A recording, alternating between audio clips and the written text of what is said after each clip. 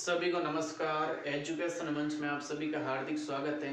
आज हम जो क्लास 10th की जो सीबीएसई और आरबीएसई बोर्ड है उसका जो टॉपिक है समांतर श्रेणी एपी, उसको पूरा हम डिटेल से देखेंगे और देखेंगे कि वास्तव में एपी के अंदर है क्या।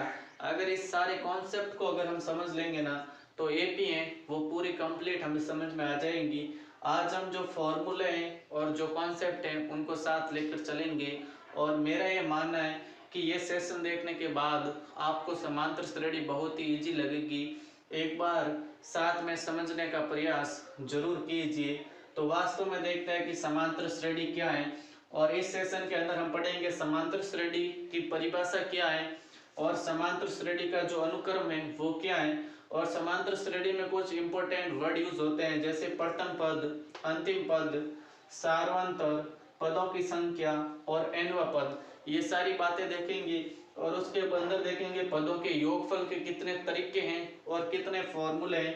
और नेक्स्ट है समांतर माध्य यानी अर्थमेटिक मीन क्या होता है और लास्ट में इंपॉर्टेंट फैक्ट जो समांतर श्रेणी टॉपिक बहुत से विद्यार्थी पढ़ लेते हैं लेकिन वास्तव में इंपॉर्टेंट फैक्ट क्या है वो हमें पता नहीं है। तो इस सेशन के अंदर इंपॉर्टेंट फैक्ट भी बहुत ही इंपॉर्टेंट रहने वाले हैं। तो देखते हैं कि समांतर श्रेणी है क्या।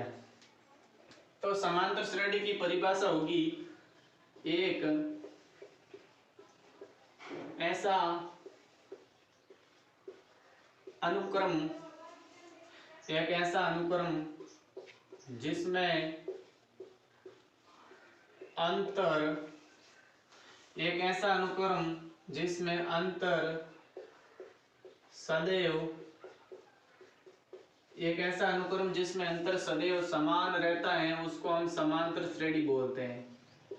एक ऐसा अनुक्रम जिसमें अंतर सदैव समान रहता है उसको हम समांतर श्रेणी बोलते हैं। फॉर एग्जाम्पल अगर मैं बोलूं 2, 6, 10, 14 तो आप देखेंगे कि 2 और 6 के बीच अंतर कितने का, 4 का। 6 और 10 के बीच अंतर कितने का, 4 का। और 10 और 14 के बीच अंतर कितने का, 4 का। तो आप देखेंगे कि ये भी एक समांतर श्रेणी है, ये भी एक ऐसा अनुक्रम है जिसके अंदर जो पद अंतर है वो सदैव क्या है, समान है। तो समांतर श्रेणी की परिभाषा है एक ऐसा अनुक्रम जिसमें जो अंतर है वो सदैव समान रहता है। अब हम देखते हैं कि समांतर श्रेणी के अनुक्रम को कैसे हम दर्शाते हैं। A1, A2, A3, A4 dot dot dot AN। ये एक समांतर श्रेणी का गणितीय अनुक्रम है और इसके अंदर हम देखेंगे A1, क्या A1, इस A1 को हम बोलते हैं प्रथम पद। A1 को क्या बोलते हैं, प्रथम पद। A1 कहलाता है प्रथम पद, A2 कहलाता है द्वितीय पद, A3 कहलाता है तृतीय पद, A4 कहलाता है चतुर्थ पद और जो AN है वो कहलाता है nवा पद। AN क्या कहलाता है, nवा पद। ये समांतर श्रेणी का अनुक्रम हमें ध्यान होना चाहिए। तो हमने पता कर लिया कि जो प्रथम पद है वो कौन सा है, उसको हम बोलते हैं A1। प्रथम पद को A1 बोलते हैं, क्या बोलते हैं, A1। और जो अंतिम पद है या जो nवा पद है वो है AN। अंतिम पद क्या है, AN। अब हमें पता होना चाहिए कि जो सार्वंतर वर्ड है उसका क्या मीनिंग है। सार्वंतर को हम D से लिखते हैं। तो सार्वंतर होता है किन्हीं दो पदों के बीच का अंतर, जैसे A2 और A1 के बीच का अंतर। A2 और A1 के बीच का अंतर क्या कहलाता है, सार्वंतर D। A3 और A2 के बीच का अंतर ये भी कहलाता है सार्वंतर D।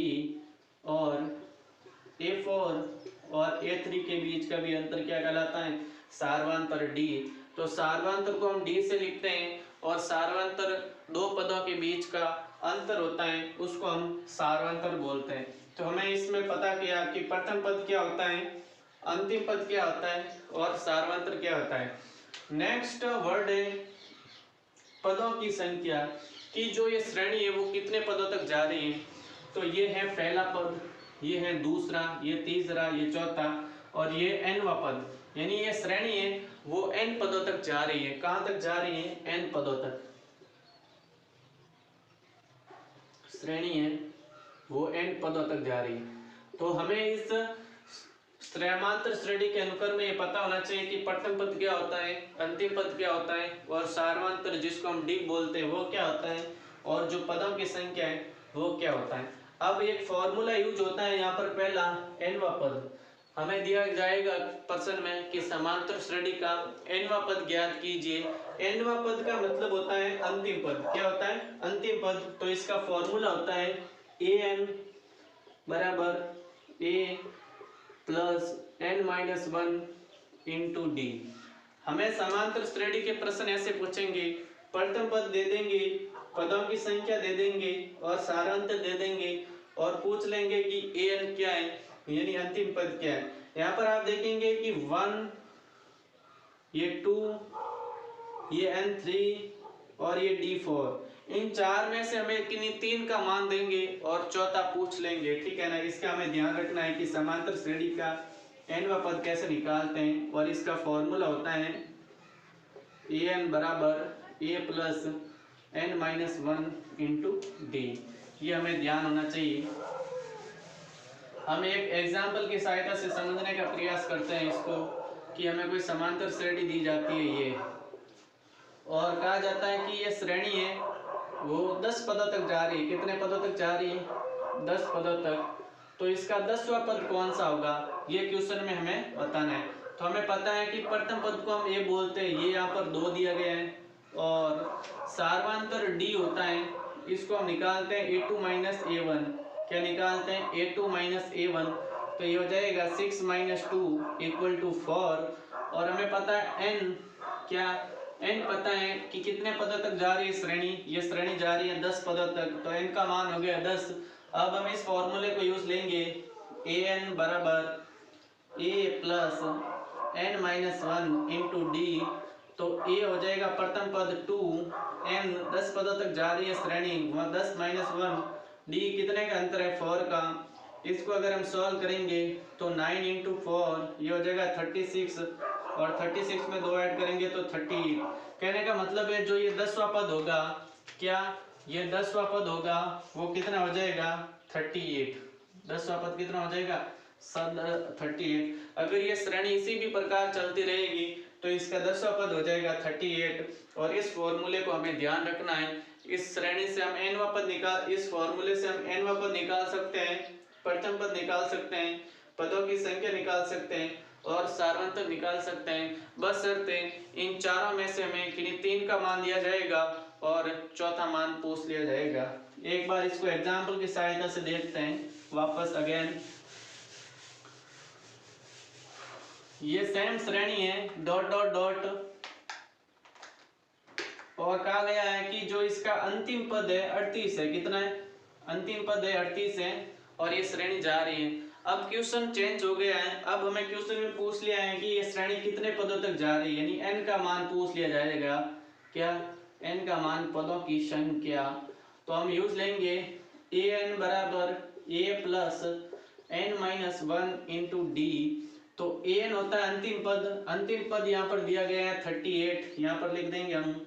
और a होता है प्रथम पद, प्रथम पद है 2, प्लस n हमें पता नहीं है, ये ज्ञात करना है। और d होता है सार्वंतर किन्हीं दो पदों के बीच का अंतर।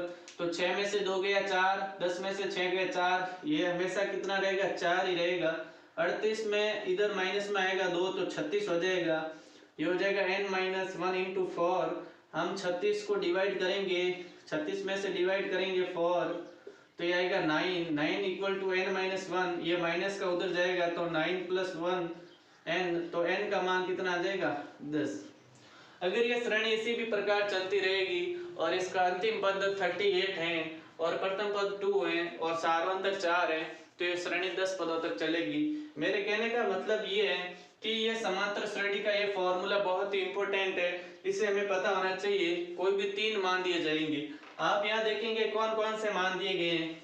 एक तो an, इसका मान दिया गया प्रश्न में, एक a इसका मान दिया गया, और एक d इसका मान दिया गया। तो कहने का मतलब है कि तीन का मान देखकर चौथा पूछ लेंगे, इसमें से कोई भी हो सकता है। ठीक है ना।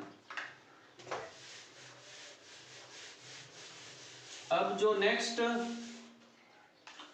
नेक्स्ट हैं वो है पदों का योगफल। क्या है?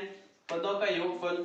और इसको हम Sn से लिखते हैं। पदों के योगफल को कैसे लिखते हैं? Sn से लिखते हैं। और इसका भी फॉर्मूला याद होना चाहिए। फॉर्मूला है, इसके पदों के योगफल का फॉर्मूला है n/2 2a plus n-1 into D.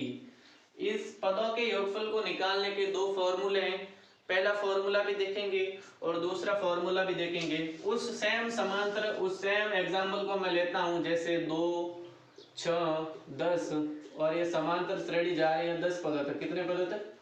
10 पदों तक। हमें पूछ लिया जाएगा कि पदों के योगफल निकाले, यानी इतनी देर तो हमने निकाला था पदों की संख्या, सार्वंतर, अंतिम पद। अब हमें पूछ लिया जाएगा कि पदों का योगफल क्या होता है। तो पदों के योगफल का फॉर्मूला होता है Sn बराबर n/2 2a plus n-1 into D. तो इस फॉर्मूले में जो भी वैल्यू दी गई है n यानी ये श्रेणी कितने पदों तक जा रही है? 10 पदों तक। तो हम लिखेंगे 10/2 इंटू 2a। तो a की जगह लिखेंगे हम प्रथम पद। क्या लिखेंगे? 2 इंटू 2 प्लस n-1 यानी 10 - 1 और d